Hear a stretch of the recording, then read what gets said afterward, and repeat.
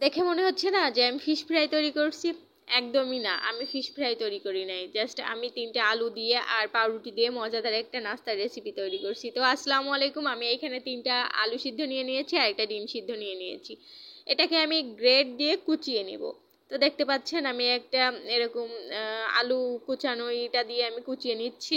তো ডিমটাও আমি কুচিয়ে নিচ্ছি, আপনারা চাইলে হাত দিয়ে মাখিয়ে নিতে পারেন।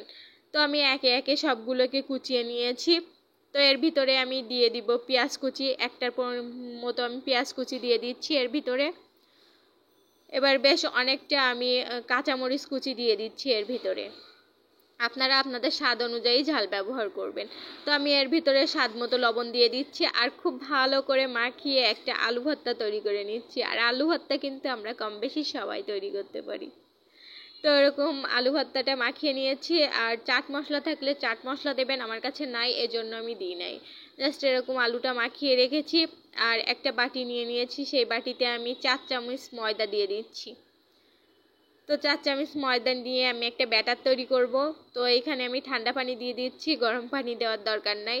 জাস্ট ঠান্ডা পানি দিয়ে চামচ দিয়ে গুলে নিচ্ছি। তো আমার মনে হচ্ছে যে আরও কিছুটা পানি অ্যাড করতে হবে, তো পানি অ্যাড করে এরকম একটা ব্যাটার, ঘন ব্যাটার তৈরি করে নিয়েছি। আর অন্যদিকে আমি একটা বোর্ড নিয়ে নিয়েছি আর বোর্ডের উপরে 7-8টার মতো পাউরুটি নিয়ে নিয়েছি। তো পাউরুটিগুলোর হলুদ অংশগুলো আমি কেটে বাদ দিব, চার সাইড এরকম ছুরি দিয়ে কেটে বাদ দিব বলতে ফেলে দিব না। এটাকে আমি রেখে দিব, রেখে ব্রেড গাম তৈরি করে নিব। বাসায় ব্রেড গাম তৈরি করতে পারলে আর বাজার থেকে কেনা লাগে না। তো যাই হোক, আমি এরকম দেখতে পাচ্ছেন এরকম করে আমি সব পাউরুটির সাইডগুলো কেটে নিব। তো সব পাউরুটির সাইডগুলো আমার কাটা শেষ হয়ে গেছে।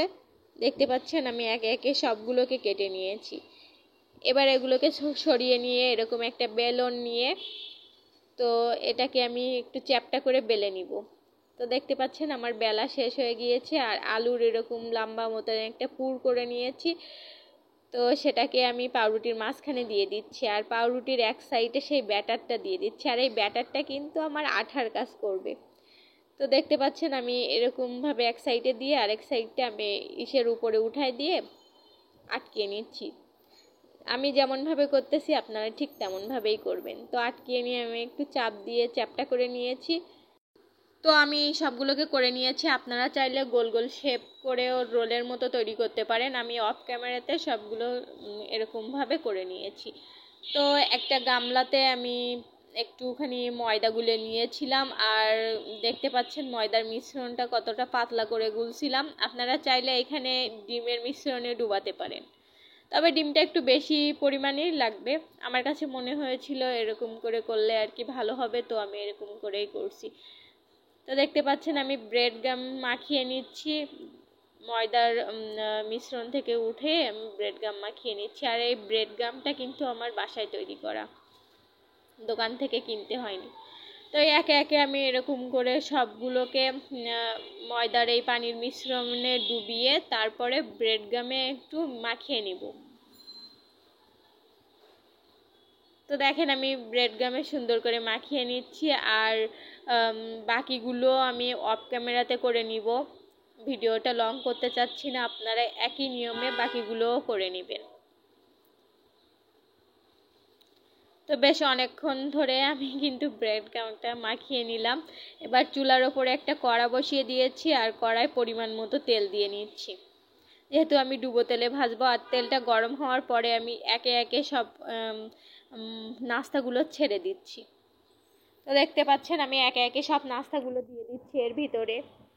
তো একটা একটা করে আমি সবগুলোকে দিয়ে দিচ্ছি। আর আমি চুলার জোরটা কিন্তু একটু কমিয়ে দিয়েছি, তো লো আছে আমি নাস্তাটা ভেজে নিব।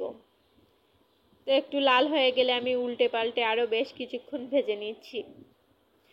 লো আছে ভাজলে কি ভিতর থেকেও সুন্দরভাবে ভাজা হবে। আমি উল্টে পাল্টে আলতো হাতে উল্টে পাল্টে এগুলোকে ভেজে নিচ্ছি। আর দেখেন আমার ভাজা হয়ে গিয়েছে আর কতটা লোভনীয় হয়েছে। আর একটা একটা নাস্তা ফুলে কিন্তু ডাবল হয়ে গিয়েছে, ওই যে কথাই বলে না ফুলে ব্যাঙের মতো হয়েছে। তো আমি বাকি নাস্তাগুলো এরকমভাবে তুলে নেব। আর অবশ্যই আমার ভিডিওগুলো যদি ভালো লেগে থাকে তো আমার চ্যানেলটা সাবস্ক্রাইব করে দিবেন। তো দেখেন আমি এই তো নাস্তা উঠিয়ে নিয়ে পরিবেশন করে নিচ্ছি। তো দেখেন বাসার সবাই কিন্তু অনেক তৃপ্তি করেই খাচ্ছে, তো একবার হলেও এটা বাসায় ট্রাই করেন। আল্লাহ হাফেজ।